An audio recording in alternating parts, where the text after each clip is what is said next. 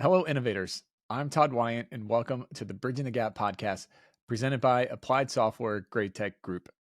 You're invited to join our conversation to model the future of construction innovation and the digital transformation adventure of this great industry. My guest today is Meghan Kennelly. She is B2B marketing expert with an innate passion for introducing cutting edge technology to businesses and serves as the head of global marketing at German Bionic. This European robotics firm leads the industry in developing and production smart power suits and wearable technologies. Welcome to the show, Meghan. Thank you for having me. Yeah, looking forward to it. So we're talking about some pretty cool tech, but before we dive into that, how'd you get into the industry? So I've always sort of been in B2B, IT kind of startup companies. And I just was really interested in the technology and had a conversation with them when I was looking for a new role. And it was kind of hard to say no to something as cool as this. So definitely got into more of the exoskeleton world with my background, having served in those intersection of software and hardware devices in the past. So Mm-hmm. kind of relate to that. But the industry was actually fairly new to me. So I've learned a ton and kind of taking a bird's eye view to get the word out there that this stuff exists because before the conversation, I had no idea. Yeah. I think that's the cool thing about construction tech is that a lot of people don't know the extent of technology that's Yeah, actually here in it's the always industry. changing and there's always stuff out there that you would have no idea is being used today too. Yeah, absolutely. What kind of gripped you about the exoskeleton technology and this industry to come over and make your way in here? Yeah, I think just from the cool factor, Hmm. the idea of an Iron Man-esque suit being worn for work was just like, what? Yeah. But I think really what stood out to me the most was the human factor of it. And when you talk to the people at the organization, and when I was talking with some of the developers from the back end, you really see the passion that they are always thinking about the user and they're always focused on their safety, that they want to actually wear this device and that they're doing good for them. So I think Mhm. that was what really shone through when I was making the decision to come over. And it just was incredible to hear the mission behind it too. Yeah, that's awesome. Anything surprise you that you weren't expecting about this industry?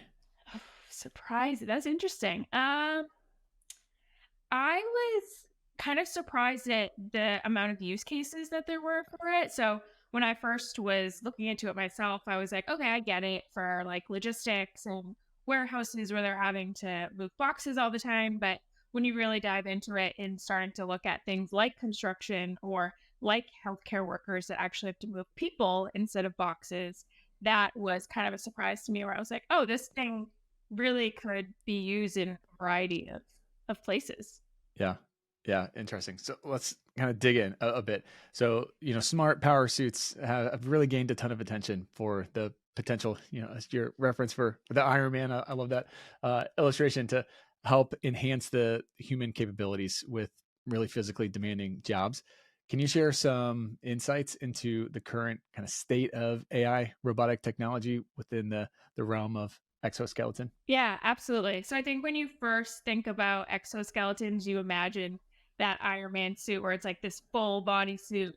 But when you really dive into what's on the market, I think it's less of that and more focused exoskeletons.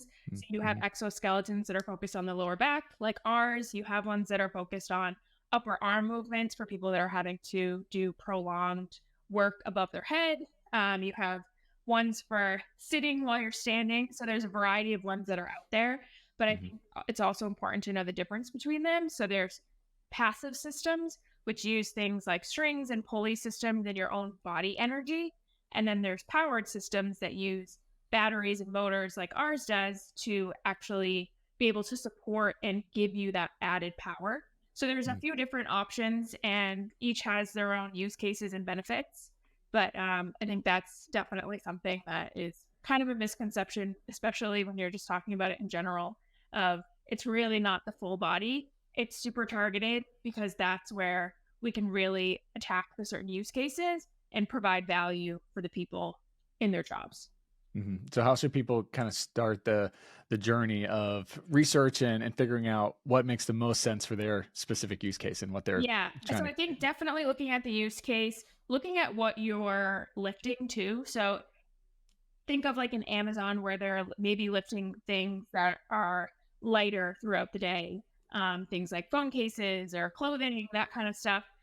Still could be useful for support, but maybe not something that you need the added power for. So Mm, something like a passive system would be perfect for that. But then if you're looking at something where you're having to lift 30 to 50 pounds continuously throughout the day, that's something where you might want to look for a little bit more of support with an exoskeleton. So definitely looking at the use case, finding areas where it's repetitive lifting is also important. If you're just doing one lift, maybe every 15 minutes, it might not be worthy of wearing a device like that. So I think what we try to do is come in and look at the use case, what you're lifting, what kind of lifts you're doing. So for ours specifically, any lifts that come from your shoulder to the ground or to the ground to your shoulders is our sort of sweet spot because we mm, focus on the lower back. Or if you're doing things like prolonged bending, we can also support that. So we kind of try to address what your specific use case is, what you're lifting to see if it's going to be a fit, or if it's not, maybe recommend another one of those systems that we talked about. yeah, makes a ton of sense. So one of the kind of big advantages of exoskeleton is the ability to help reduce workplace injuries and create that safety there. How have you seen the adoption of exoskeletons really positively impact the safety of workers in the industries? Yeah, I think from a personal like user level, it's interesting and kind of gratifying to hear them say like I can now go home after working a shift and be able to actually spend time with my family or do the hobbies that I like to enjoy, whereas before I'm going home and I might have a backache and I just want to lay on the couch and sort of ice it or Mm-hmm. recover from the day. But I think from like a company level, you can also look at things like a reduction in sick days. People are having to take sick days because they're in pain and they can't come to work.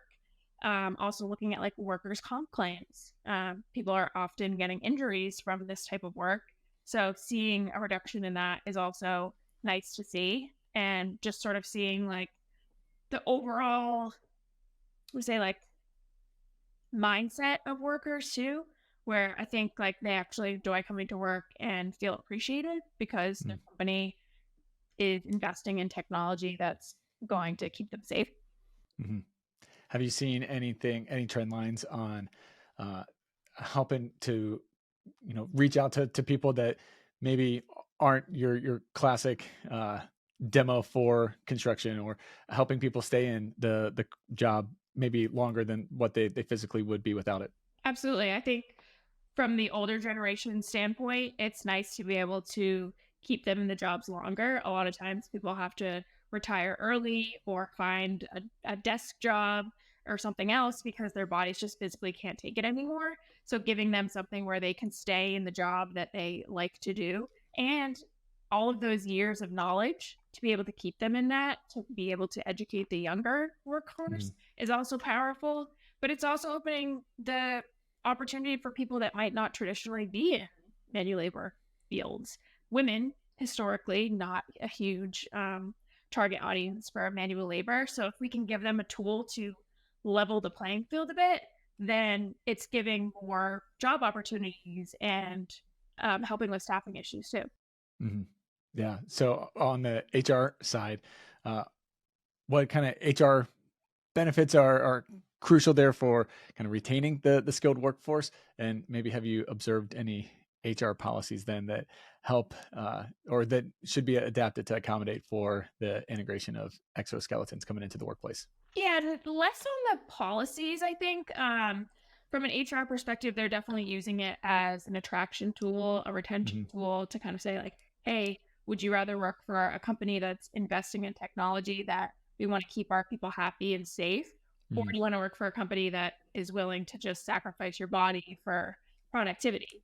But I think when it comes to like getting HR involved, could be maybe the mindset. Like once you're deploying an exoskeleton, it's a change, right? It's change management. You're introducing a new tool into their task that they're not used to. It does take some education and some consistency and some practice of just becoming used to wearing something. Like when it comes to wearing something on your body, like there is that personal element, and people are different and they have different attitudes towards it. So just like having that change management aspect within the company is also important to make sure that it's successful, people understand why you're doing it, and that it's Mm. for them and for their long-term safety. Hmm. That's interesting on the change management side. It comes up all the time when we're talking tech. How have you seen that change management process go in companies as they're bringing on exoskeletons? Are people kind of excited about it, or like, I don't really know what to think about it? And Yeah, it's how's that something go? that our customer success team has definitely dived into, and I think have learned throughout the process of it. Hmm. Because yes, there's that initial excitement of like, oh, I want to try this. But then maybe if you're not consistent with it, you're like, that was cool for day one, but it's just quicker for me to do my job. And I think like when you think about it, the boardroom people aren't like, okay, posture, I'm going to sit up. It's like we tend to take the easy route as humans. So I think part of what we do is the onboarding process and getting our customer success team in there with a plan in place where it's like, okay, wear it for an hour the first day, let your body get used to it. Then maybe 2 hours the next day, 3 hours the day after that. Putting in some gamification, and we're developing some apps that will help the users sort of be able to share accomplishments like, hey, I'm going to go home today and tell my family that I lifted 200 elephants today, or something like that, where it's kind of changing the mindset of this is something that I want to wear every day. I know it's protecting me, even if it might take 20 more seconds in my day to put it on and go throughout my job. Yeah, I love the gamification aspect of it, and Yeah, I mean, making we're it all more fun and conditioned relatable. to want a little reward so you can earn some badges or have some competitions amongst your team of who lifted the most that day. I think it just helps in that HR like motivation factor. Yeah, and it helps us freakishly competitive people want to really go after it. I like that. Any competition, I'm game for. How have you seen the lines blur in perception of exoskeletons really becoming kind of PPE instead of just a tech? It's really that protective equipment. Yeah, I mean, it's definitely something that is that conversation like, is it PPE? Is it not? And Hmm. I think we had a conversation this morning, which interestingly enough was around like standardization processes and different organizations and Hmm. associations out there that are starting to do testing to be able to determine, is this PPE, or can the unions demand that people wear this like a hard hat or steel toed boots. And I think that just comes with time too.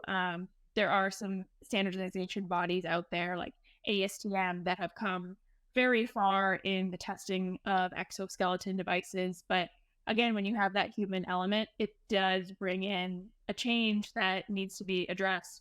Different body types, lifting up different size packages, that kind of stuff, lifting humans versus lifting boxes. So there's Hmm. more that needs to come, I think, from a testing perspective and a data perspective to be able to certify certain devices as PPE versus not. It's one of those topics that gets brought up a lot in the industry of, yeah, we can call it PPE. And I think absolutely it could be categorized as PPE, similar to a safety vest, but it's the whole back end of making it like that official check mark that it can be certified as PPE. Yeah. Do you think that there's any kind of specific implications for worker safety if it is officially labeled as PPE? I don't think so. I think the only caveat is that every single worker might not need it. Like we talked about, there's certain use Hmm. cases where it fits and it definitely is effective and valuable. But there's also use cases where it's not. And I think if it becomes PPE where it's required, you're going to see. that mindset again of like, well, why would I wear this if I'm not doing heavy, like Hmm. continuous lifting throughout the day? So I think it becomes that thing of like, where does it need to be standardized and where does it not? So that's something that I think would have to be discussed. Hmm. Yeah, that's interesting. What about on the impact of insurance premiums and worker comp Another costs? another hot topic that Yeah, I is bet. something that I think is coming, and it's been brought up. We've had a few conversations with different um, insurance companies, but it's still like, how do we do this?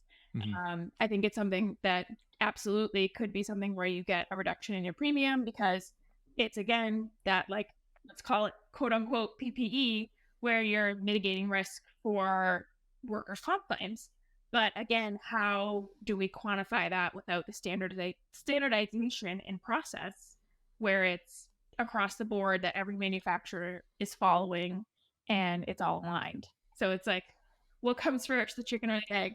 The insurance claims or the insurance premium reductions, or the standardization to be able to quantify what that looks like and standardize it? Yeah. What are your thoughts on that? What should come first, and how do we kind of make progress on that? I think the standardization is definitely something that needs to come first. And like I said, it's in progress, but it's not something that every single manufacturer is involved in or following. So once we can kind of align from that baseline, I think it becomes easier for insurance companies to be able to quantify like what that should look like. Because again, you're Hmm. comparing a passive system to a powered system. There needs to be differentiators for both of those because they do different things and they operate differently and they're used for different use cases. So I think with standardization and classification of the exoskeletons, it's just going to become easier for insurance companies to have like a almost like a drop down, if you will. Like, if it's this and you deploy this for this use case, we can offer you X discount on your premium kind of thing. Hmm. On the standardization, is it the tech companies kind of coming together and helping to standardize, or is it the industry kind of demanding this standardization and figuring out what they want and I think forcing tech? both. Definitely manufacturers are involved in those conversations. And I think a lot of them stem from workplace safety or robotics testing kind of standardization associations.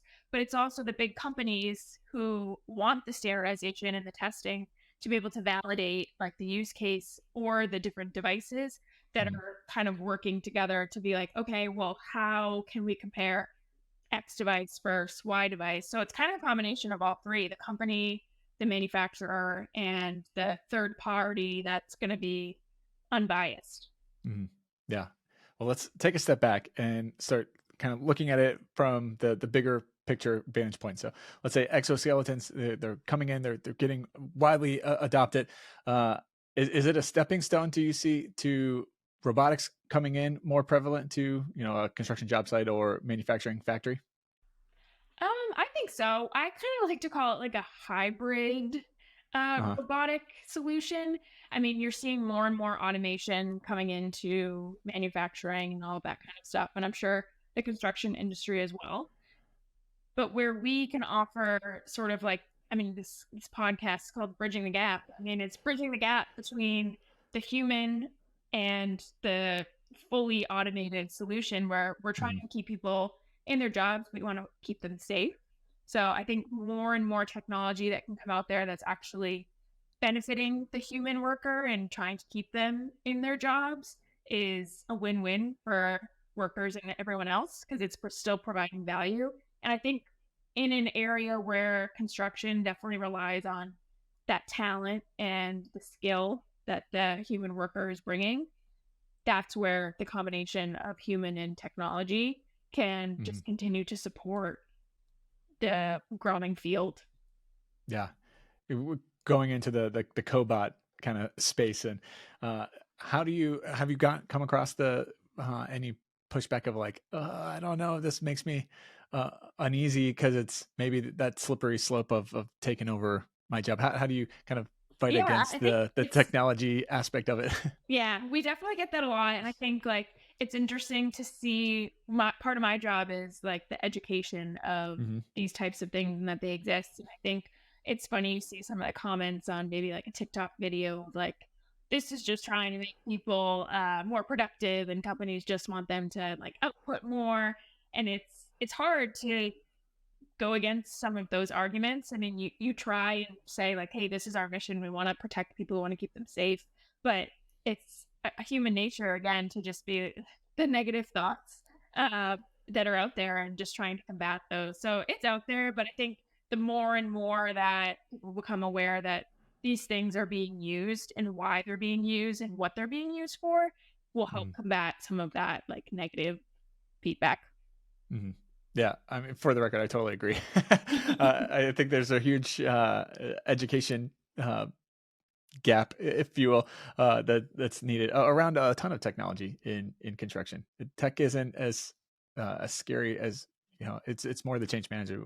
People, they don't like to change; they want somebody else to change. And Right. I mean, this day and age, like everything is changing. So I get it. yeah, Like it's stuff that one, you didn't even know existed. And two, now you want me to wear this all day long and be like this human robot. Like I get it. But I think it's just part of our jobs to continue to educate on technology and bring it down to the level and the industry specifically and like why it's being used. yeah, agreed. Is there kind of an easy first step for people to take if they kind of want to start dipping their toe into it? Yeah, I think the best thing I can say is to actually try it. What I like to do at a lot of the trade shows is just do a quick demo. And Hmm. sometimes you get the people that are like, no, no, no, no, I don't want to try it. And I'm like, it's okay. Like, but there's this misconception that when you put it on, the device is going to like move you around, and all of a sudden there's like Right. going to be, Gonna plant a microchip in your yeah, skull or something. I always like give my spiel about there's sensors in the device. You're the one that is controlling it. So when you move forward and you move back, the device is Mm, following you. You could bend over like you're going to do a lift and stop halfway up, and the device is going to stop with you. So that's usually what I try to do is like, okay, bend over slowly, come back up slowly. You'll feel a little bit of the pull up on the harness. And then I mhm, say, okay, now do it again, but stop halfway. And mm, when they stop halfway, they're like, oh, okay, like I am in control. So I think yeah, just getting over that gap of this thing is going to flail me all around you, I'm going to lose control. It's that control factor. I mean, people like to be in control. And when you think about robotics and wearing something that's attached to you, yeah, sure, it can be scary. So I think just overcoming that initial fear, it definitely opens up the eyes and then like, okay, I want to see what this thing can do. And mhm, then there's less of that hesitation. yeah. I think that's a great point. Are there any kind of notable success stories that you like to point to that demonstrate the real cool tangible benefits of bringing in exoskeletons?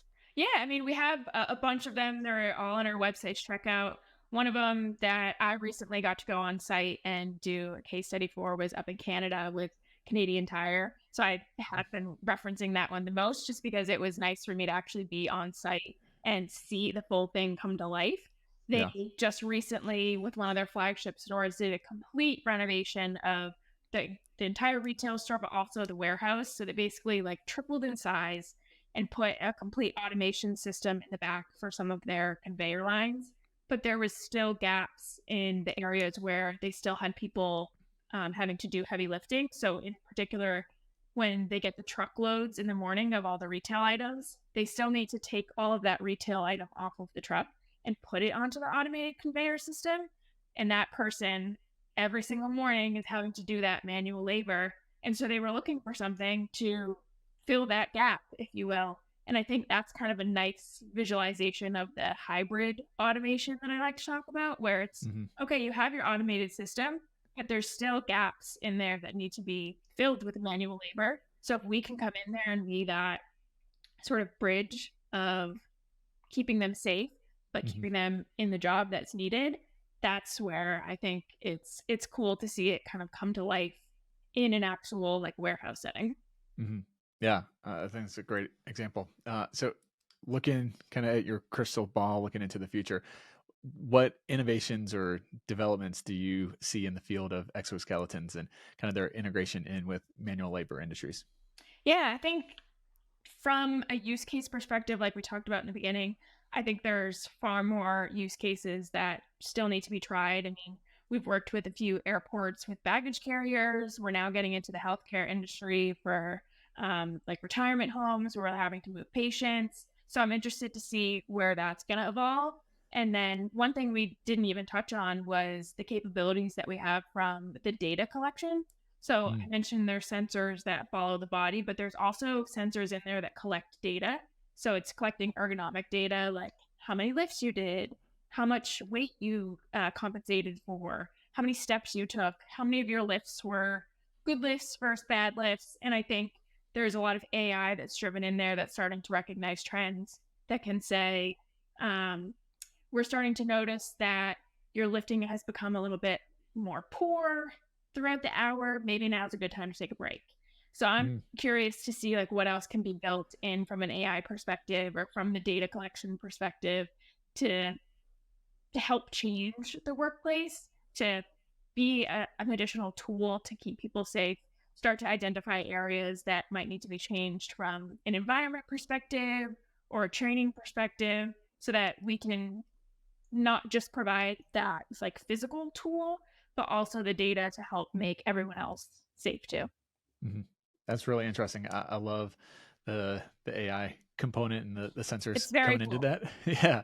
Yeah. So right, is it now that the sensors can kind of tell you of like, hey, maybe you take a break, or you think Yeah, that's so coming that's in? one of the features that they have now. I know That's that awesome. they're starting to like look at some of the trend lines and the data from the devices that are out there to see what else they could implement with the AI and starting to Hmm. identify like, okay, what are these other fatigue levels where we can Yeah. notify without being annoying, that maybe now is a good time to take a break, or hey, this is like really bad behavior, something needs to change kind of thing. So like those red flags to also be a mitigator of risk. Yeah. That's cool. It's like having your own little co-pilot. I like it. I like it. Well, as we start to kind of land the plane, couple kind of rapid fire questions for you. What do you see as the next step in the kind of industrialization of the industry at large? So God. I mean, everyone talks about industry 4.0, industry 5.0, and all of those things. I think like smart warehouses and being able to connect all of these devices would be the next step that I'd be interested in seeing, and Hmm. kind of creating the full picture of all of these different technology tools into one spot would be very interesting. Yeah, nice. What does modeling the future mean, and what does that look like to you? Modeling the future, I think being open to technology, we talked about the whole mindset thing. I think being willing to take a chance on some of these new technologies, integrating them into your workplace and giving feedback so that other people can just continue to evolve the workplace and make it safer and happier and better. Nice. What does innovation mean to you? Innovation. I think, again, being open to new ideas and acting on them and doing tests to figure out what you can do to make the world a better place. Hmm. Cool. Couple more. This one is a softball. Where do people find out more information and connect with you? Okay, this is the easy one. GermanBionic.com, or like I said, we're all over social media with videos, did you knows, that kind of cool content. So you can check us out there at German Bionic. Awesome. And last question, if I could give you all power, you could snap your fingers and innovate one thing in the industry, what would you pick to innovate? I mean, I thought you were going to say, like, if I had one power, I was going to be like teleport, uh, Oh, that's a good power. or fly.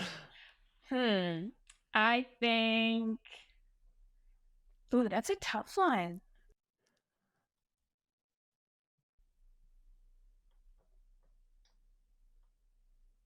I think if we could have some sort of exoskeleton that could be able to compensate more weight would be great. I mean, we compensate for up to 66 pounds, but to be able to actually like lift a car or something would be very cool. Yeah. Nice. really bring the Iron Man fully in. Totally. Coming back, this is I'm kind in. of the Thanos question. So Yep. this is a whole Avengers theme episode. I like it. That's awesome. Well, Meghan, thanks so much for taking the time and coming in to the show and Yeah. talking to Thanks us. for having me. This was fun.